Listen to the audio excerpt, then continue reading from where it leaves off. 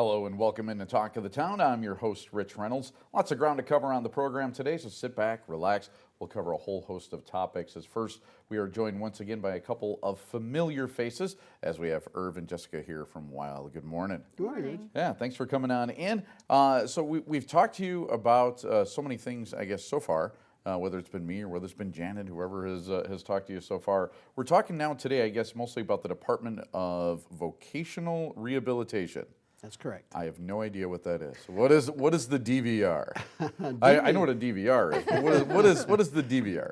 DVR is part of workforce development in the state, and it's their responsibility to service handicapped individuals that have lost their job or say they're trying to seek a new kind of job because they've been let go from a factory or something like that.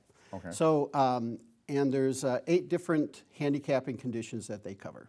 Right now, we'll be talking today about dyslexia and learning disabilities. Okay, so helping handicapped individuals, you said it's their responsibility. What exactly are their responsibilities in helping? Well, financially, if we have, say, a dyslexic person that is not employed, has lost their employment, what it's their job to do is to give them the funding to get them another job. So whatever that should entail, that's what they would be responsible for. So now you said that there's 8 different handicaps. Which handicaps can actually apply for or through the DVR? Well, there's cognitive disabilities, hearing impaired, visually impaired, those kind of handicap, those handicaps of paraplegics and so on and so forth. Okay. So it's either physical handicaps or those handicaps that you can't see, like dyslexia.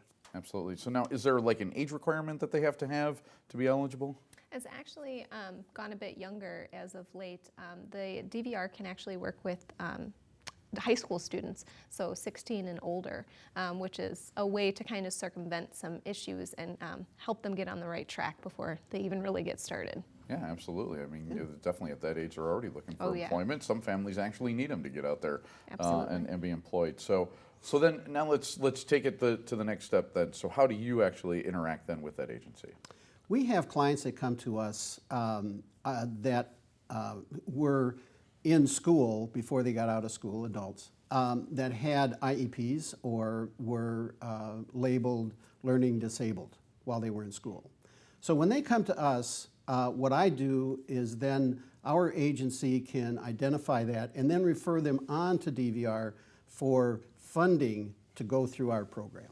Okay, so now if you are dyslexic, what are the actual, I guess, the marching orders here? What process do you need to follow to be a part of it? Basically, we can do an assessment through DVR. Once we refer to DVR, DVR can send them back, and we can do an assessment to find out where the IQ and the reading, spelling, written expression, and mathematic levels are. And then let DVR know how we can best help that person through a training program. And then usually they will fund that individual to come back to bring up their literacy skills so they can go on to other skill or other educational levels or into a job. Okay, so now like some of that funding, when I used to manage a restaurant, I actually had a person who was mentally, I guess, disabled, and she would come in and roll silverware, but she had to have somebody that was with her that helped her all along. So is that what the funding would help with then? Yes. Okay. Yes, and DVR, through that scenario, DVR sets up that workplace and puts them through what they call the job experience. And they'll usually have a coach that they'll pay for to help that individual do that. Excellent. Yep. Yeah. So that's the responsibility of DVR in that case. Terrific program, yeah, and actually, I mean, something that, if you haven't found out anything about, check it out. Check this out as well. So I'm guessing there have to be stories that you have at least of helping people along and doing that. So, I mean, is there someone that sticks out, or a particular job that they're doing now? It's very powerful working with DVR, and we also work with VA. But working with those older clients, I always find to be really meaningful because they are fully engaged. They really want to better themselves and their lives. So it's really powerful to work with them. Absolutely. So good stuff. Irv, Jessica, thank you for joining us. Thank you. Yeah, it's nice to see you again. Yeah, you too. We'll be right back with more Talk of the Town right here on CW57. Stick around.